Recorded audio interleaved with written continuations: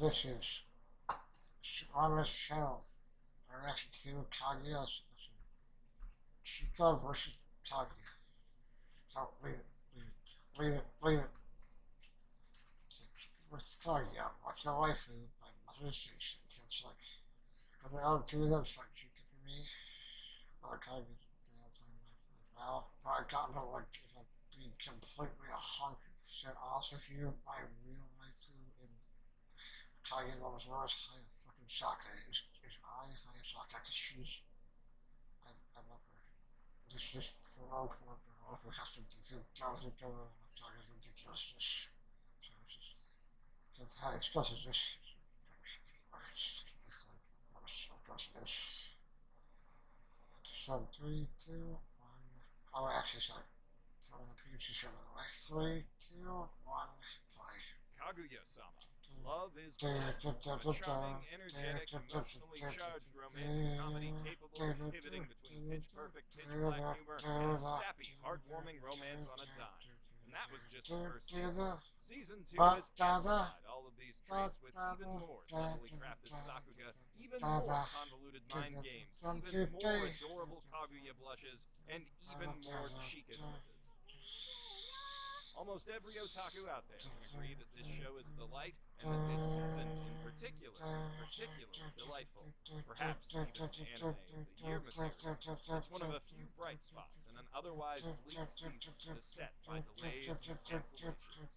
However, even within this rare consensus, there is still division, all stemming from a single seemingly innocuous question that anime fans can't help but ask, no matter how many times it's ended in bloodshed. Yeah, the show's good and all, but who do you think is best girl? If you were to ask the student council members that question, they'd all have very different answers.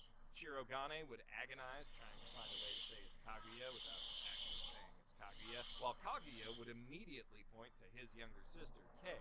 Yu Ishigami would do his best to avoid answering out of fear for his own safety, only to end up digging himself a much deeper hole in the process, and Chika Fujiwara would say Chika Fujiwara. Chika likes to think of herself as a bubbly, energetic ray of sunshine, brightening the day of everyone she passes. Her friends see her more as an erratically aimed death ray, setting their carefully laid plans alight whenever she randomly comes near them. The truth lies somewhere in the middle, but I can see where Chika's coming from. Sure, she can be petulant, self-indulgent, temperamental, immature, and incapable of reading the subtle Machiavellian atmosphere of the student council room, but she's also, like, really cute. And she's always there for her friends when it really matters. She may have made some disapproving noises upon witnessing the creature known as Miyuki Shirogane's pathetic display on the volleyball court. Yeah, I think Jesus Christ. Noises they Yeah, were. right. So I got the noise, dude. That noise is so good. She actually stuck around for him, spending every second of her own free time for over a week, helping that creature evolve into something resembling a real human being. And she does it again, multiple times, despite knowing the hell she's about to put herself through. That's just the kind of person Chika is. She'll never turn her back on a friend unless you, like, offer her a bit of food to do it, or just stroke her ego a little. There are a lot of words you could use to describe Chika. Consistent isn't one of them. But that unpredictable impulsivity does make her a very fun to watch. Doubly so in this new season, where a liberal application of Sakuga has turned her into a full-blown Looney Tune. That said, despite her often outlandish behavior, Chika's probably the only member of the student council with a modicum of common sense. Even with her total lack of romantic experience, Love Detective Chika gives the best romantic advice out of anybody else in the room by simple virtue of not being a complete dumbass about it. Right.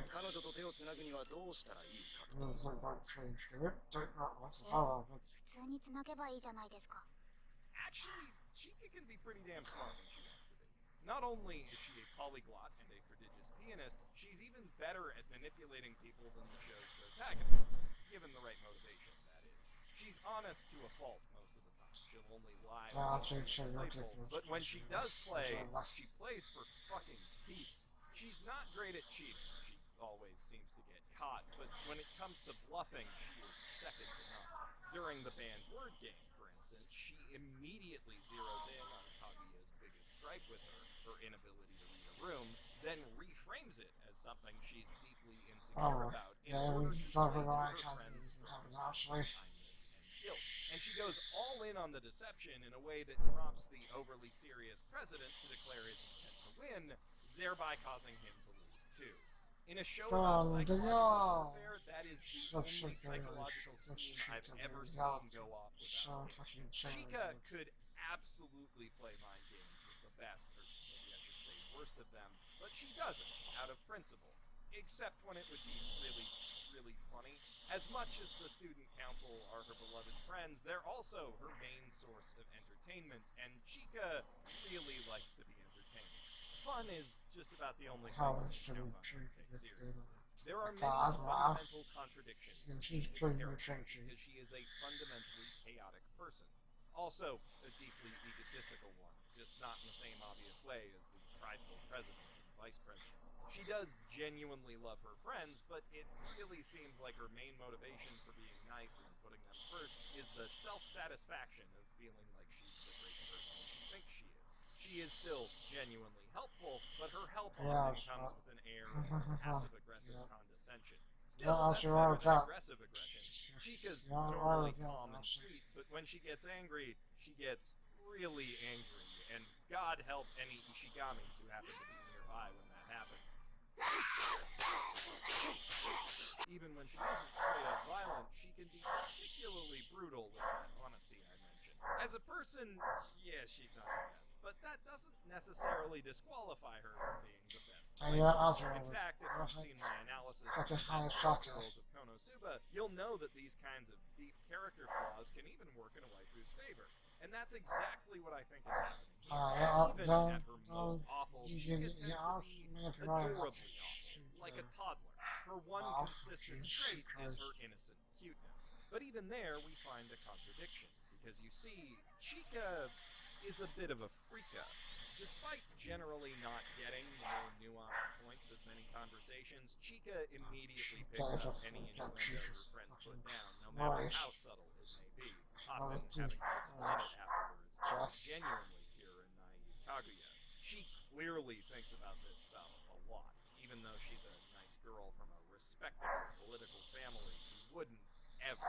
And in the manga, when she sits down to indulge in some saucy shoujo with Kaguya, we get a brief and tantalizing glimpse at what's really going on under that ribbon that leaves little doubt as to where her priorities lie. Chika's obsession with love is probably, at least in part, a socially acceptable expression of this ravenous thirst, but she needn't bother with a cover story because her sisters put her relative lack of shame to shame. College-age Toyomi Fujiwara fucks, and she wants everyone to know. And as for the younger Moeha, she's like 12 political scandals waiting to happen all at once. 一生力を閉じ込めて可愛がってあげたい感じ。あ、もちろんかぐやちゃんも大好きですよ。萌え派の大好きランキング食べちゃいたい部門1位です。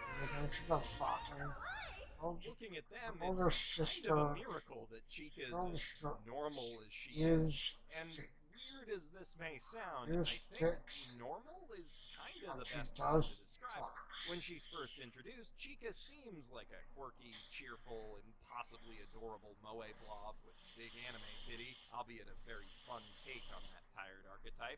Then they drop that special ED and how could anyone see that and not instantly conclude that she's a superior 2D being, the best girl to end all best girls? We're only human. But the thing is, so is Chika. She's a human who's pretty good at acting cute, but only because she likes others to see her that way. She's got some weird-ass hobbies and interests, but then who doesn't? She can be absolutely brilliant when she applies herself, and she's a friend you can really count on when you really need her, but when you don't, she'll put herself first in a heartbeat and maybe fuck with you just for the entertainment. Chika seems strange and incomprehensible because we mainly see her through the eyes of Kaguya and Shirogane, two deeply messed up individuals obsessed with each other and their own perfect self-images. Chika doesn't care about being perfect. she just wants to be happy. She's a normal, flawed, complex Yeah, girl, right. but a fundamentally good and I likable raised where that it really boy. counts. I With raised big that anime boy. titties. Also, like many of the all-time great waifus, Chika is an anarchist. 誰もが立ち向かわなきゃならない強大な敵はいます。この社会です。社会。 I think all that makes for a very strong Yeah, argument it's to let her good keep times, her right? best girl status, Right. but Yeah, that's the Count scary Kaguya terror just yet. music, dude. before we move on to her, though, let me quickly tell you about today's sponsor, ExpressVPN. Say, Should talk about hypothetically, Hayasaka, that you're dude. trying to get your secret I crush thought- to pay more attention to you. You go check out their So blog you to mean find out it's what a- manga they're into, it's and a you grab the boy. latest volume of their favorite Boy. series so it can casually fall out Hang of on your a second. backpack the next time they're around. But wait, their blog logged your IP address, and now you've just dropped evidence of your interest in front of them. Were you trying to start a conversation Oh my God, with doing me this- over Mob doing Psycho this fucking- 100? It's the Kaguya. Humiliation, despair. If only you'd gone to expressvpn.com/basement, doing the use Kaguya. one of their VPN Kaguya servers in shit. 94 different I'm trying countries to to keep solve your it, browsing wow. anonymous. Also, Okay. that helps protect you from Yeah, hackers it's one and thing ne'er-do-wells emotion online and is, keeps yeah, your for browsing sure. habits hidden from your ISP and other companies who want to harvest your data, which I guess is probably a lot more useful to the vast majority of people who aren't the main characters of this specific anime, but Wow. I'm committed to the bit Oh, now. So kawaii in another cooking. Kaguya-sama Oh, reference, kawaii if cooking. social distancing Oh, is limiting your kawaii streaming media library, ExpressVPN can expand it Hi. exponentially by allowing you to bypass region locks and watch content from anywhere in the world. Living as I do in the frozen tundras of Canada, I find myself doing that on a near daily basis to watch US exclusive damn. content. And ExpressVPN Yes, lets me so much. access that content Doesn't at cost you half the consistently time. faster speeds than any of Internet its competitors. most To see for yourself why countries are- ExpressVPN is widely Most regarded North as the American best VPN on the market, and All find out how you can get Japanese. 3 months of service free, head to expressvpn.com/basement today. If Chika's a deceptively simple Oh, here we character, go, then the Chika Kaguya now. is a deceptively Kaguya now. complicated one. We spend a lot of the She series is inside her complex, head, getting she wrapped up honestly. in her conflicting desires and convoluted schemes. Before you get to know Chika, Sam, it's this is easy so to identify what her goddamn initial good, appeal dude. is Jesus, supposed to I be. love it so She's sold much. as a Genki girl, pure dere. Kaguya's a lot harder to So, initially Jen? given the way she schemes True, and obsesses true, over Derek, cold, true, predatory glare, it's tempting to peg her as yandere, but that doesn't quite line up. She certainly goes to excessive, some might say, crazy lengths in pursuit of her crush, yeah, but this that's is- more a there product is of her really upbringing than any some- deep-seated instability. The Shinomiya fortune was built on exploitation, theft, and the rejection of love. It's literally their family motto. Her dad raised her from afar, having his servants spy on and manipulate her, so it's only natural that she'd do the same to the guy she's obsessed with. Her most obviously yandere-ish trait, besides that obsession, is the way she covers the cold, calculating intent of her inner monologue, but the key distinction is that cold, emotionless calculation It's just- is also a mask, an internal one that she uses to protect herself from the emotional effects of her family's control and neglect. Aww. The so-called Ice Queen Kaguya is an intellectual construct built from the twisted morals and ethics she was raised on. In Kaguya's internal courtroom, she sits behind the superego's bench. And that's fundamentally the opposite of a yandere.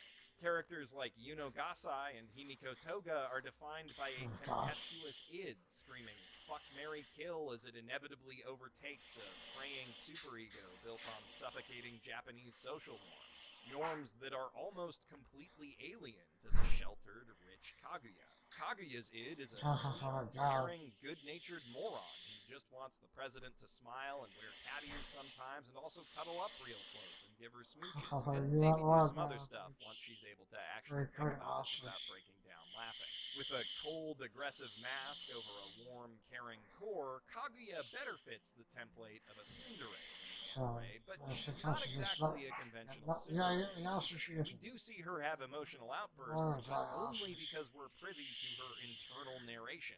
Rarely, if ever, do they actually break through the surface. Kaguya is far too elegant and Oh composed my god, to hit this, the yeah, right, president or call and him she's so Babaka good too. when she's flustered, or to lash out at him or Chika when a misunderstanding riles up her jealousy. That's not how Shinomiyas process their anger. Instead, when she's mad, she files that feeling away for later, smiles a little too sweetly, and then, if nothing is done to resolve it by the end of the conversation, begins using her wealth and connections to meticulously destroy the fool who dared to cross That's her. fucking Luckily, horrifying house. for them, Essentially. Shirogane is too nice to hurt her without making it up to her, Chika's too chaotic to stay mad at for long, and Ishigami knows his place. But I'm drifting away from the point, which is that Kaguya, like the real Chika, is That's far so too good, complicated to neatly that's such a fit good your show from standard you. Dere template. Oh, All of Ishigami. those characters are, Oh, out of man. necessity. Without those layers of depth to explore, its brand of psychological comedy would get old fast. No, see, I Unfortunately, can't that really leaves me in a slightly tricky spot think as it a would, but doesn't. psychologist. The Dere taxonomy is the foundation of this entire field of research. Without those easy points of generalized reference, expressing what makes a waifu appealing requires fully understanding her character. And if I was good at that, I wouldn't be working in STEM. But it's inescapable here, because it's exactly that Jesus, simple that was process real. of getting That to know got real for a Kaguya second. that makes her God. such a phenomenal waifu, and makes the initially No, easy best that's girl question honestly so a good difficult point. to answer the further you get into the anime, and especially the manga. My first impression of Kaguya was that she kinda sucked. Early on, she comes off as cold and condescending, needlessly distrusting and hostile. The antics that ensue as a result of this are immensely entertaining, but they don't give her much innate character appeal beyond looking cute when her composure breaks down. It was only once I realized that she sees herself much the same way I did, and that she doesn't particularly like it, that I really started to warm up to her and second guess my waifu It's ranking. pretty sweet, For a honestly. long time, I thought that Kaguya's ego was running the show, but her ego is barely developed. In her head, it's literally depicted as a child. She worries about appearances so much because that's what's expected of her as a Shinomiya. The family's identity has always taken precedence over her own. That's pretty fucked What up, isn't it? really drives Kaguya is a I very think it was so straightforward good, need but for the curiosity affection, kindness, and validation. And in the moments where she actually gets what she wants, especially when it's from the man she's too scared to admit she loves, oh my gosh, she's so fucking cute, you guys! Sorry, I wish I could be more analytical about it, but there's these moments where her internal screaming over the president completely overwhelms the logical part of her brain, and seeing that does pretty much the exact same thing to mine. 何を言うんでしたっけ会長センス使ってくれてありがとう違う絶対それじゃないなんだ白のやつ急に戻ついて Her feelings cost her the decisive self-confidence that's won her so much success in academics, sports, and every other field, but that happens to all of us when we're out of our element, and when we care about something Dude, enough, Kaguya's- losing it to a bad decision, which such happens to be the fucking exact state of mind dumbass, furthest dude. from Kaguya's element. I The only just advice literally her family freaking- ever gave her on how to It's love just someone is don't. What's really dumbass. brilliant about Kaguya as a character is the fact that her cold, detached, manipulative persona and the meek, gentle, compassionate shadow hiding behind it are both born from the exact same source. Kaguya's strict, arguably abusive upbringing, built on a selfish and misanthropic view of humanity, was meant to accelerate her growth into the kind of ruthless adult who could command the Shinomiya family. And it did teach her how to act that way, but it also sheltered her from the negative life experiences that would lead someone to become that jaded deep down. Intellectually, Kaguya understands that people can be awful and that there's good reason to guard herself from others, but in terms of emotional experience, she's felt far more kindness than cruelty not wrong, in the small honestly. amount of time she's spent outside her own household. And the president's kindness in particular has touched the sheltered, naive innocent deep inside her, who values kindness and compassion above all else and pines for true love. Oh The most man, exquisite doesn't moe, it honestly? Gap moe, is born from surprising deviations in a waifu's expected behavior. The bigger the gap between expectation and reality, the more profound the effect. And Kaguya's moe is built on the greatest gap imaginable, the one between the character of the wealthy and basic inborn human kindness. It is genuinely heartwarming to see how pure, simple love draws Kaguya out of her shell and gradually coaxes her to become a better, more honest, and trusting person. Very, very gradually. Still, Yeah, the honestly, wait it's is so so good. worth That captures it, the both through the first season of the anime and Kaguya's larger arc through the manga so far. As layers upon layers of deception and self-deception are stripped away, eventually all that's left is a pure, delicate smile that must be protected at all costs. The very essence of moe. Packaged up in a character complex and interesting enough to make that seemingly unrealistic ideal feel grounded and believable. It also feels special because it's a rarely seen side of her. When Kaguya does typical cute anime girl things, it just hits a lot harder than anime or manga that have their waifus start there. It's the difference between enjoying a sweet dessert at the end of a hearty meal and binging a whole tub of ice cream by itself. And in one way or another, that's true of all the series. Like the Not just Hayasaka. Chika and Kaguya, but also Hayasaka. Tsubame, Ishigami, Kashiwagi, Maki, and of course, Hayasaka. I was Hayasaka. actually planning to talk about her in this video as well, as the only person in the world who can call Kaguya on her shit, and the direct inverse of the bubbly, shameless Chika. Hayasaka makes a great compliment to the both of them. Hey, When I hey. started analyzing their characters, I found my hands were way too full to add another waifu to the mix. There is a Hayasaka shocking is amount of waifu. depth and nuance to Kaguya-sama's character writing, which means that all of its waifus are top tier in their own way. Were they alone in almost any other anime, both Chika and Kaguya claim the best girl crown with little contest. But against each other and the rest of the cast, it's almost impossible to say. I think you're right, Ross. Hayasaka's my right. Instead, I'll leave it to all of you with the poll that just popped up in the top right corner of the video. Don't worry, Sure, I'm giving Hayasaka. the other candidates their due Sure, Hayasaka. after I've made those Hiraka videos. I promise you guys back in the fall, and I'll be drawing my own conclusions Sure, Hayasaka, from bitch. rigorous scientific analysis eventually. Right now, I'm just curious to know where you guys are at on this thorny and contentious issue. On that note, this video was a much more complex undertaking to write than previous What's in a Waifus on account of how much more complex these waifus are. So, I'd like to hear your thoughts in the comments as to how it stacks up with previous videos in this Hayasaka series. is While my you're right. down there, if you haven't already, please consider clicking the subscribe button and joining the now million-strong army of basement dwellers. I'm Jeff Thu, professional shitbag, signing out from my mother's basement. Those are sort of me. I really enjoy a lot, dude. Listen, how there's no answers. Hayasaka's my wife. You understand? I'm standing by that. I'm sort of standing by that shit. So I guess for next time, we should see more thoughts, more Kaguya's shit. Will happen at some point. I want so goddamn much. At the end of the video, I would just like to thank my current subscribers on YouTube and my Patreon. And my patrons on Patreon. If you enjoyed the video, please like or comment on the video if you would like to.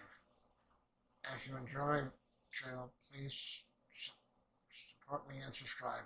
You can find the links to my Patreon and Twitter, as well as links to reactions and videos in the description down below. If you want to support me on Patreon, please do. There are many rewards you can get, and I appreciate it. And like my favorite anime reviewer would say, sayonara, bye bye.